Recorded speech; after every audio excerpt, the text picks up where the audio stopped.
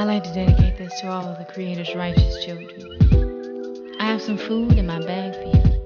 Not that edible food, that food you eat. No, I have some food for thought. Since knowledge is infinite, it has infinitely fell on me.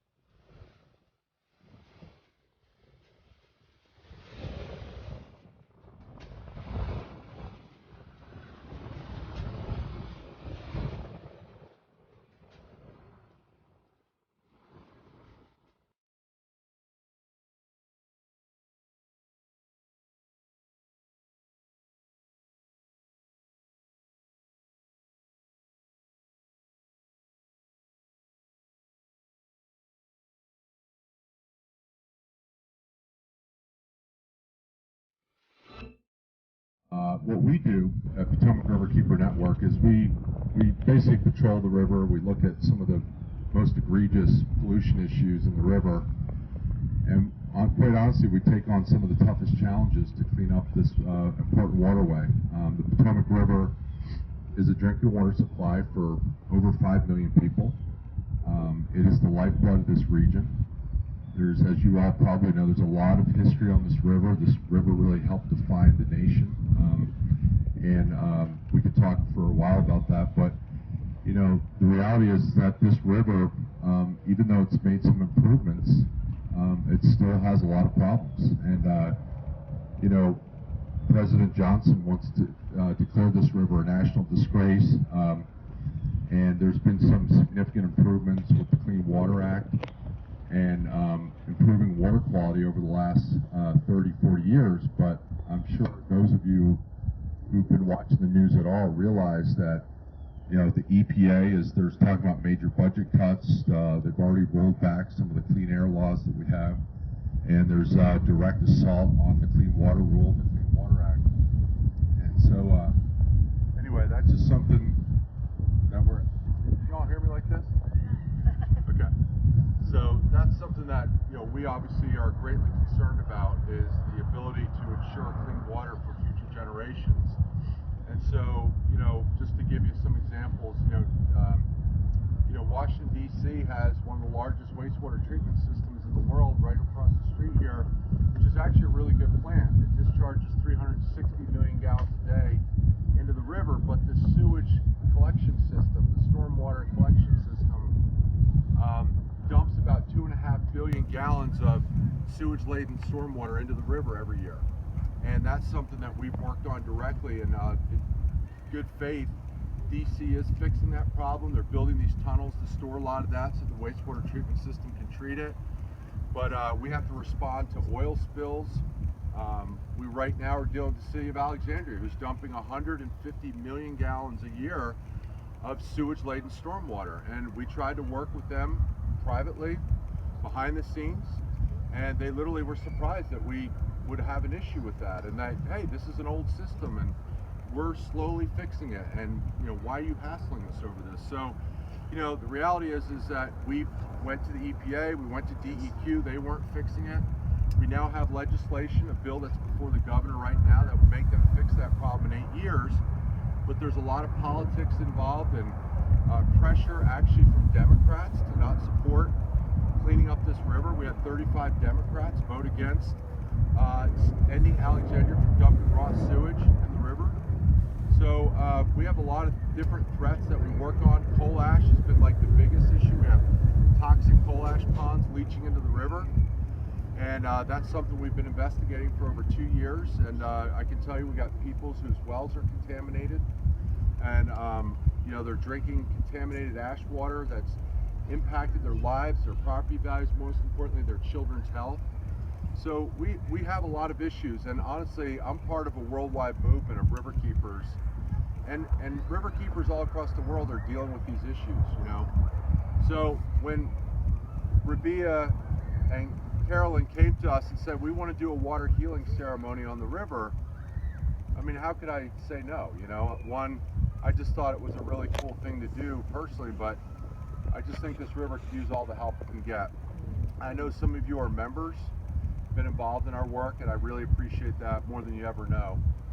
If you're not members, we have a sign up clipboard. I can get this, and that way I'll share it with everybody here, all the other groups, so that way they have that information as well. But I didn't pull it out because I was afraid it was going to blow away. But anyway, if you want to get on our listserv, we have paddle events. We have all these issues that we get people to take action on, and that's the work that we do right here locally. We leverage over $2.5 million a year of pro bono legal service to enforce clean water laws. And so, our job is really to be watchdogs for this river and make sure that future generations have access to clean water. And so I just want to thank everybody who came out today. And I want to thank, Rabia and Carolyn and Penny, who are going to be leading this. And just so you all know, kind of what we're going to do, we're going to go into the water ceremony.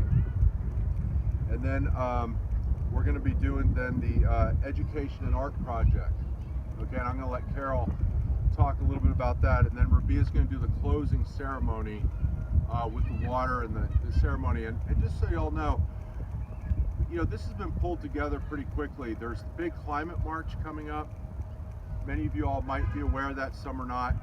On April 29th, there's a big climate march, and a lot of this came about with the idea that they wanted to perform water ceremonies on the Patuxent River, on the Anacostia River, and on the Potomac. And we're going to do a big water ceremony the night before on the 28th, right up here on the Anacostia River. We're going to have water keepers coming in from all over the country. We believe there's going to be a lot of other, Native Americans coming in, people from all over the country coming to the climate march. And that's going to be kind of like the ending water ceremony piece. I don't really want to talk about it, but they probably know a lot more about it than I do. But all I'm saying is this artwork and stuff is going to be used at that ceremony from all three rivers, and it's going to be part of the climate march. So if you think climate change and the issue of climate change is separate from water, you're wrong. Water is going to define the 21st century, and I didn't just make that up. Forbes magazine said that in 2000. And climate change is a big part of that. Sea level rise, this area is going to be impacted. You already see the water coming up here today. Imagine 20 years from now as the sea level rise continues to happen. Water intakes are going to be impacted, and water shortages. And that's going to be some of the first crisis issues that result from climate change. We think of melting ice caps and polar bears. The reality is people are going to run out of drinking water, and there's going to be displacement of people from climate change. So it very much is a water issue. And I'm really glad that you all helped us tie water into this climate march, because I think people see it separately sometimes. And I just appreciate everything that y'all are doing. So thank you for coming. I'm going to turn this over to Rabia and Penny to do the ceremony piece. And commune with all the beauty around us, the water, the precious water, the Anacostia and the Potomac, and just being here. This is the land of the original people, the Piscataway, the Kanoi, and then across the water and further down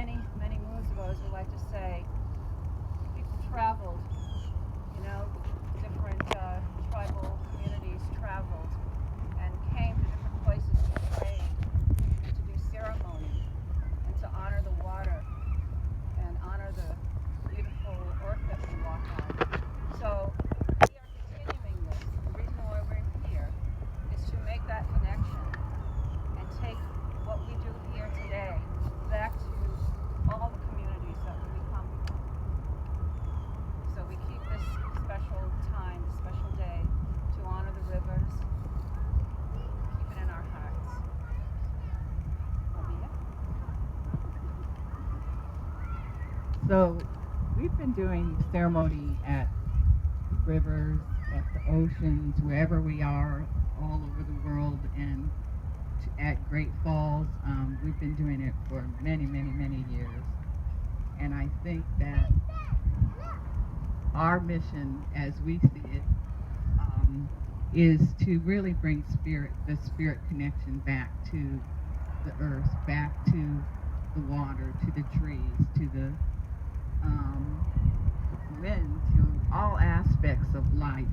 But right now, there isn't a part of the earth that isn't being challenged, but water is the focus. This is the time of the great mother of the waters, and she has risen in her many incarnations all over the world.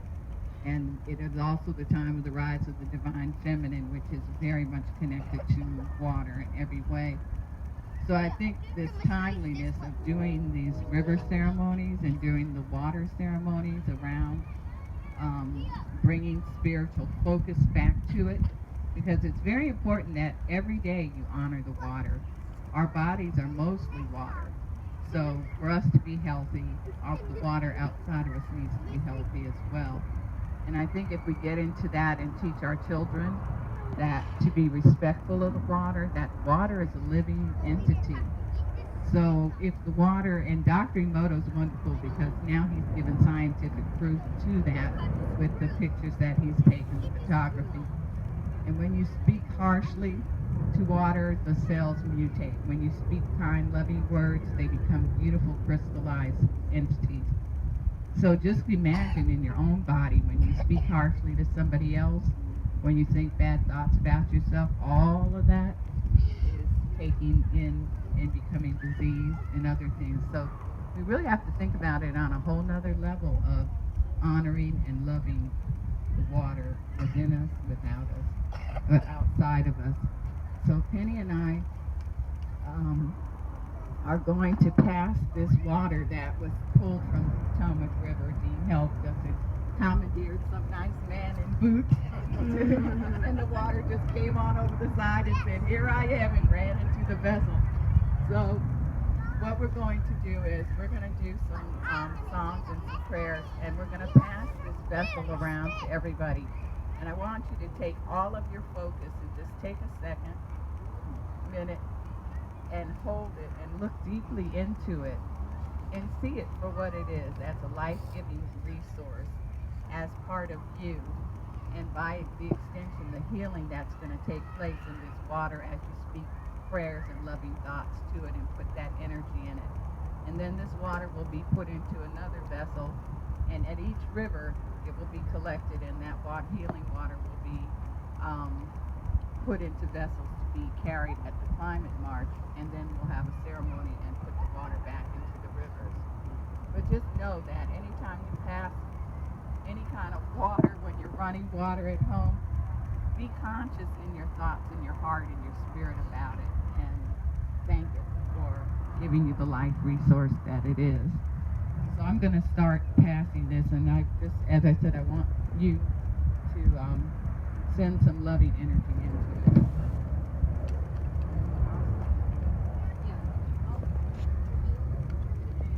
Do a prayer in the language, Wampanoag.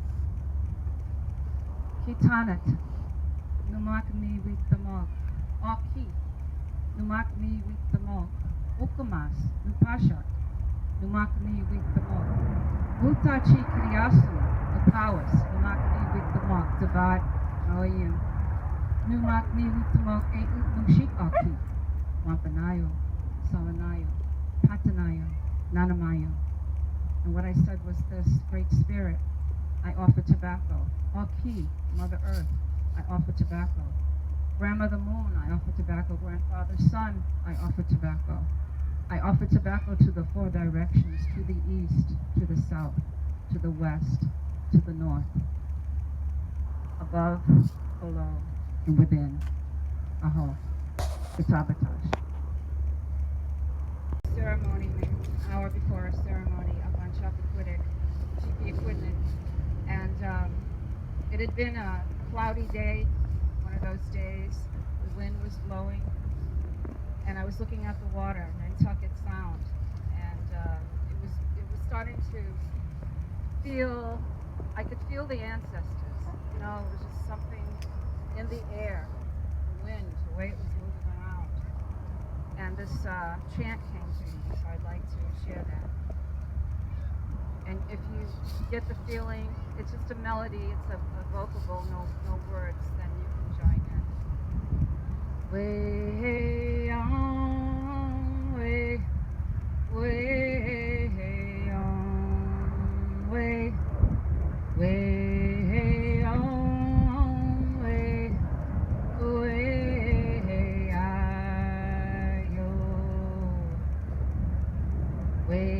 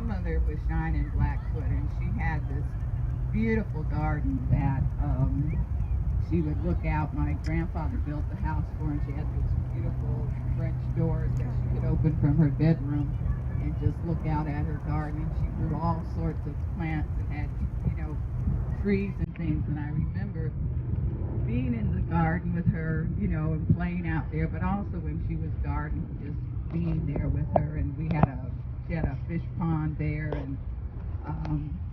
and just her reverence as she spent time touching and talking to and being with her plants and stuff. And I remember, you know, just picking indiscriminately things and getting scolded for that. And you know, she taught me respect for nature at a very young age. And she was a seer as well as many people in my family. And so being called to water is something I think that came naturally for me, because it's something that almost everybody in my family is very connected to the ocean or to rivers. And when you start to really listen to the water and you spend time, and Dean can probably tell you that too, when you spend a lot of time on the water or looking at water, putting your hands in the water, and just being one with it, you start to really hear the rhythm of the water. You can hear almost like a heartbeat of the water, and she'll sing to you. A lot of the songs or melodies that we get are not ones that I have been taught from people, but from the water itself, from the rivers themselves. So I'm going to just sing you a song that comes to me when I'm by the river. Anything might come out, but it's just, you know, it's a feeling, as Penny can tell you, when you're at the river and at the water, she'll start singing your spirit to you, and then you can. Claudia, you want to? This is my friend Claudia, another Colombian fella.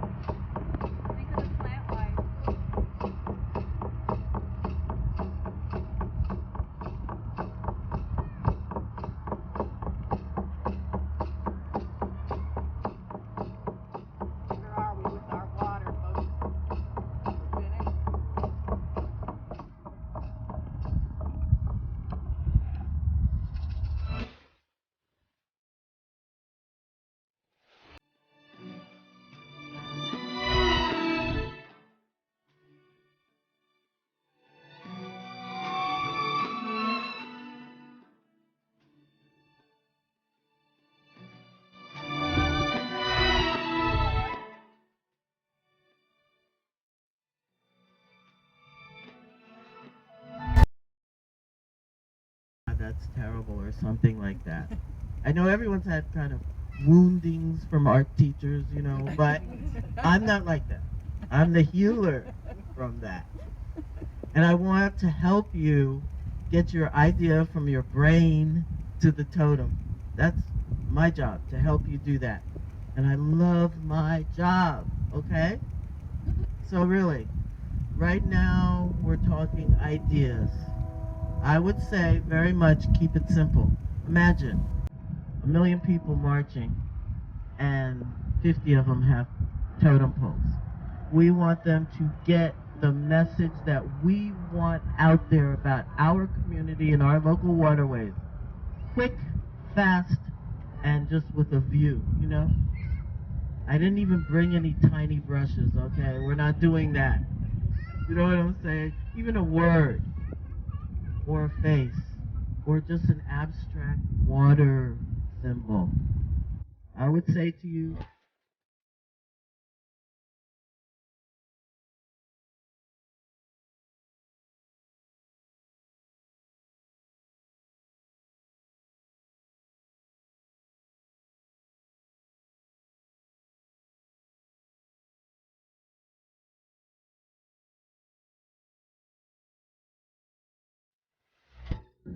Oh, that's so pretty.